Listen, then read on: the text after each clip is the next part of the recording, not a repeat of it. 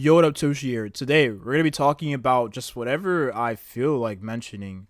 I want this to just be a video where I'm talking to the camera because I don't ever do stuff like this. And I thought it would be nice to have one video like this before Wuthering Waves is to release in about a few weeks at time of recording.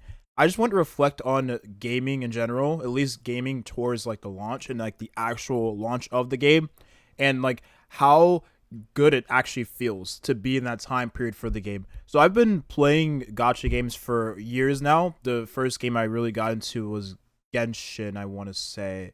Yeah, Genshin is what got me into gacha games.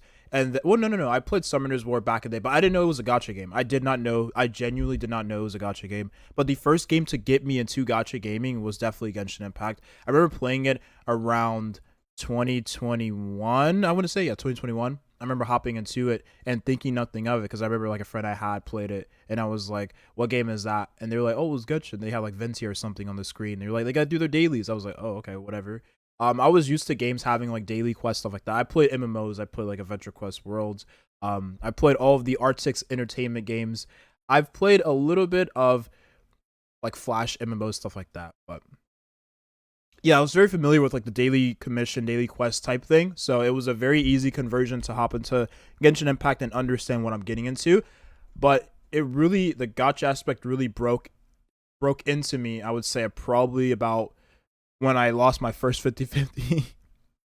I definitely remember that. But yeah, it was an interesting time period. There was definitely a lot of hype because I joined around Inazuma launching, which was like summer of 2021, August 2020, around that time period. So there's a lot of hype in the community. There was a lot of people talking about the game. I remember looking around the streaming, like YouTube, Twitch was popping off. It was like crazy viewership. It was a really nice time period for anyone that was, making content on the game or looking to make content or looking to get into the game because community aspect is very important for a game, especially if you are just an average, just a viewer, right? If you're just a viewer, a consumer of the game itself. So that was a very interesting time period for me personally. And I remember after that point, I started to get into other games. I remember I got into Epic 7. That was a very nice game. I still actually do play that game to this day. I wish I could quit it though. I really wish I could quit it, but I'm heavily FOMO'd right now. I did end up getting into games like afterwards. Just every typical gacha game. I remember playing Tower Fantasy when that did launch. That was like 2022. I want to say probably 2022. I think so. Yeah, 2022. I remember when that game launched. It was pretty hype. There was a lot of hype around the game. It was genuinely really, really fun at the time it did launch. Just some of the craziest things that could have happened for the game launch. Now, obviously, the company didn't want any of what was happening, but it was great. It made everything more exciting. It's not great, but it was great. I remember like players just like hacking the servers, just like people like dropping you from the top of the sky. And you just like fall down to your death. Like streamers getting trolled. Obviously, like nobody wants to be trolled, but it was so fun. And having games or playing games rather at launch is the most fun time period of that game because everyone is interested, everyone is hyped. There is just so much of a community aspect behind that time period of the game, like lifespan, that just feels really nice. And I remember this being the case with Star Rail too. I remember when Star Rail first launched, it was very exciting. There's a bunch of YouTube, a bunch of streamers playing the game, everyone just looking at content, everyone talking about the best character, talking about the best team compositions and all of that jazz. And that was a really, really, really fun time period as well. Now, since I do make videos on Star Rail, it was pretty much I was like in the know of like all of it, so I did get a very nice slice of everything that was at the in that time period, stuff like that. But I'm really looking forward to Wuthering Waves, man, because it will bring that same type of community aspect of the launch, right? Where it's just, everyone is talking about various things, everyone is chiming in, everyone is looking to just again, I keep saying community aspect, but that really is what it feels like. It really feels like community aspect. Now, obviously, the game will definitely, die down a little bit after the launch, right? That's just every game typically. But I am looking forward to this because I know Wuthering Waves is going to be a huge game on launch. We're looking towards like probably half, maybe less than half of what Genshin had at this launch. Again, we don't really know the numbers for sure, but we are looking at a very huge launch, right? We got the eyes of big popular streamers on it, like Asmongold knows about the game. We have streamers like Tectone knows about the game. Just any big streamer giving more exposure to the game means that the game is going to be even bigger too, right? Towards its launch. So it's going to be very nice. And obviously, like Hero Games is going to market Wuthering Waves. They're already marketing it like right now. So they're going to market it even more closer to the launch of the game. So there's going to be a lot more advertisements going out there. So a lot more people are going to know what Wuthering Waves actually is, right? And if you played Genshin, you played any Hoyoverse game, you definitely know what Wuthering Waves is. You played any other gacha game, you know what Wuthering Waves is also. Everybody knows the game. So it's going to be huge and it's going to be nice. I'm looking forward to this. Now, as it stands for just me personally and with this channel, I guess we could talk about that as well. Why not, right? I'm looking to just make Wuthering Waves content on this channel. We're going to try to do a style that's very similar to the Starro videos I do upload on my other channel, just because I want to do that content going forward. I do enjoy the storytelling aspect of videos just because there's a lot to talk about, a lot to dive into when it comes to that type of content versus like any other content.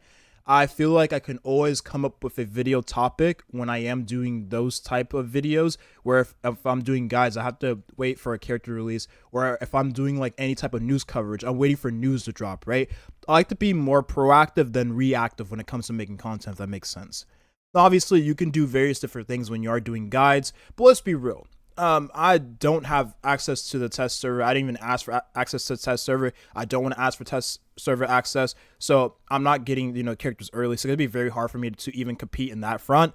So this is what led me to making the type of videos I already make right now, right? But I do enjoy this type of video. So that's why I'm doing it now, because it's more enjoyment than anything else. Obviously, like the views are nice, but I do enjoy it too. Now, I do want to actually carry this over into like an anime channel sometime in the future, just because anime was my end goal to begin with all of this. I did not mention this on any of my other channels, so for those of you that are watching, you pretty much know what I plan to do in the future. But my end goal is definitely to just make videos on anime, and in the same style I already make videos right now. Just because anime is a lot more versatile, it's a lot more, well, let's be real, there's a lot more viewership in it, behind it, right? Especially if you are on the top end. And it is a lot more enjoyable, at least for me, because I consume anime 24/7. I consume anime more than I actually play games. If I'm not watching anime, I'm reading anime. If I'm not reading anime or watching anime, I'm talking about anime. If I'm not doing any of that, I'm also thinking about it. So I'm always consuming that type of, media versus playing games. Like I play Star for like 5 minutes, I hop off. I make a video, it takes like 12 plus hours. Like, it gets old eventually. So that's kind of where I'm at with that. And I just want to let you all know. But when it does come to that time period, I'll probably just make the channel not even tell anyone, to be honest, and it'll just be up. And maybe if you see me, you'll see me, right?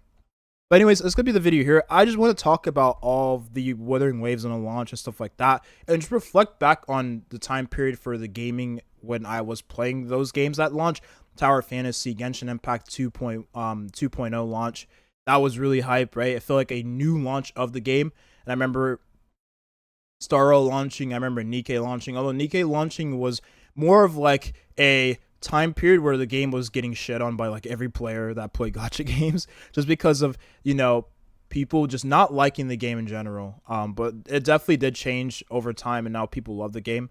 So it was a lot more different than it was at launch. But I'm definitely looking forward to how Wuthering Waves turns out. It definitely will be a game that is going to be 100% compared to Genshin at launch. It's just inevitable. But it definitely will have its own unique identity as time goes on, just with any game, right? It's just how it is, right? And I don't blame them for even going the route of making it similar to what Genshin players are familiar with, just because it's going to bring in the most players, right? So it makes sense from a development standpoint, right? It's going to be a video here. Thank you for watching, and have a nice rest of your day. Peace.